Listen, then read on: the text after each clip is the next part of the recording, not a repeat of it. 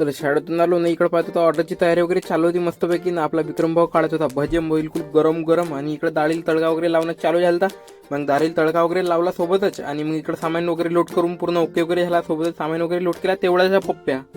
औरत का चक्कर बाबू भैया, औरत का चक्कर बहुत बेकार होता है. जनता माफ नहीं करेगी. सामान वगैरे मांडला, सोबतच ऑर्डर साईडवर पोहोचला आम्ही इकडं, आणि मग सामान वगैरे खाली करणं चालू केलं. मग पटपट पूर्ण सामान वगैरे खाली केला, शेगडी हंडा जो पण आहे आपला, कारण की तळगावचा येथे पण लाईव्ह वाला.